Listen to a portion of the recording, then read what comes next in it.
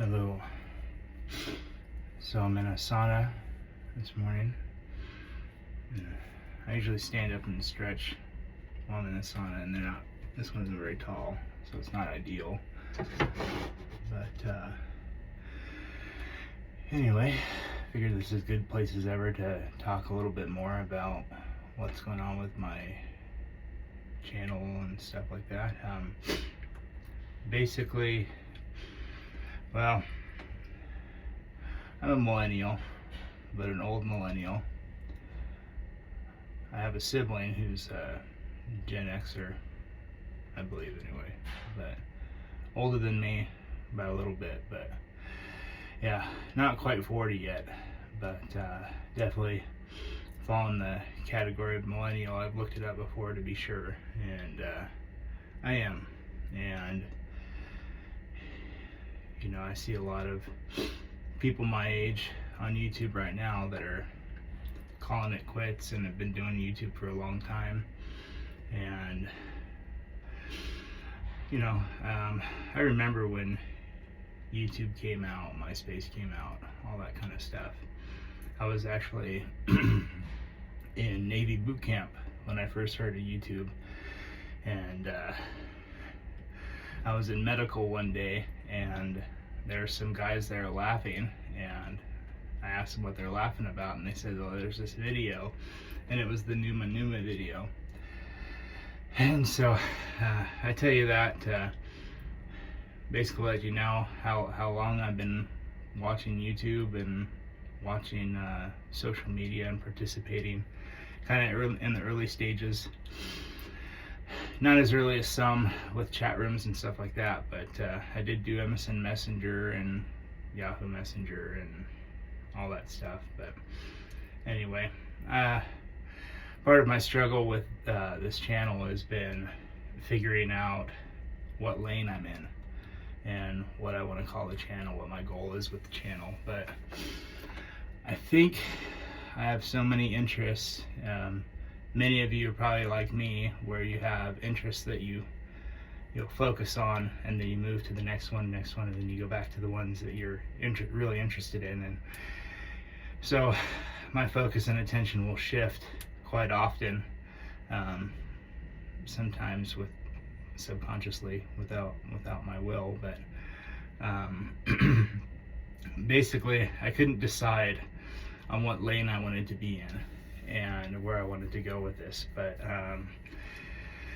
I know my interests, you know, with my faith, with my marriage and my family, those are huge ones for me to talk about on this. But then there are other things like finances, music, blacksmithing, fitness, technology, since I work in IT, mental health, I don't know, just honesty about a lot of those things. And I feel like I could talk a lot about those different subjects, and I couldn't make a choice on which one I wanted to stick with. And so I just decided to kind of, you know, rename my channel ADHD Thinker, because I always like thinking about a lot of things, considering a lot of details. I really like details. Part of what makes me a good IT guy, but discussing a lot of details about different subjects, and just hitting all of those, and get a broad spectrum of opinion and a broad spectrum of possibility for discussion from other people. And as I said in my previous post, I'd be lying if I said I didn't want to eventually generate revenue to help support my family. But mostly I want to see how far I could get a reach, and that's why I'm going to be posting this to a couple different platforms to see how far my reach can go. Just because I want a lot of engagement in this, and I want to basically go back to the early days of YouTube, where it's a person and a camera either doing something or just talking about something without a lot of editing and without a lot of strategic stuff that'll eventually make me burn out. Like, I just thinking about like making a studio, making a space, and trying to edit and trying to get things just perfect. I mean, I would like to do that, but I know with my I have a little bit of perfectionism, and a lot of that will cause me to just have decision paralysis on what I want to do for every video. Part of why I don't really do shorts anymore, or at least for right now, just because I wanted to get them just perfect each time, and trying to do that in 60 seconds was really difficult for me. I had to give up and just do something different and accept the fact that I'm going to be doing videos that have imperfections in them. Not going to sound great always, not going to look great always, but it's going to be raw and honest. And maybe eventually I'll get to talking to other people, and I might have to do some sort of studio thing for that. But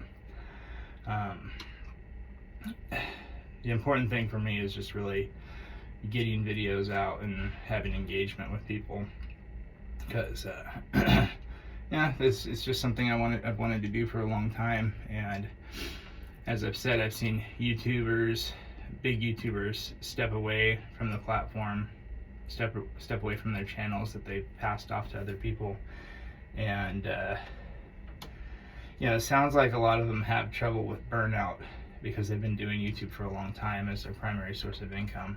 And me being as old in some cases older than some of them that are making those big changes, I got to set a pace that's going to work for me long term, if this ends up being long term, which for right now I'd like it to be. But I don't have the mental capacity to push myself beyond what I can just do, and that's these smaller videos that are a little bit more accessible to followers, a little bit more accessible to listeners, and maybe it'll morph into something different later on. My interest could change, my goal could change. I think that's like many people though, so it's not just people with ADHD, but anyway, I hope that this decision will be a good one. I think it will be. I hope it resonates with people, and eventually I can get a good reach going and some good engagement with people, because there's a lot of things I want to reach people with that I feel like can be helpful for especially people my age, but people younger, but maybe people that are older too, that don't really understand what's going on in millennials' brain, what we've been through, and collectively, and what a lot of us did, like me. Like, why was I an emo? What did emo mean? My mom certainly didn't understand it. My grandparents didn't understand it, and to be honest, I didn't completely understand everything that was going on with that. So maybe we can delve into that stuff too, the emo stuff. I'm kind of a former emo now, but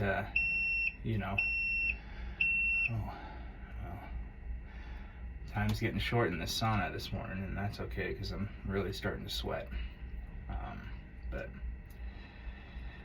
anyway, well, I hope you all have a good day. I know many of you are cold. I hope you're safe, and I hope this decision will be good, and I think it will be, and we'll just keep moving forward and giving it a try. And anyway, well, I hope to talk to you soon, and have a good day. Thank you.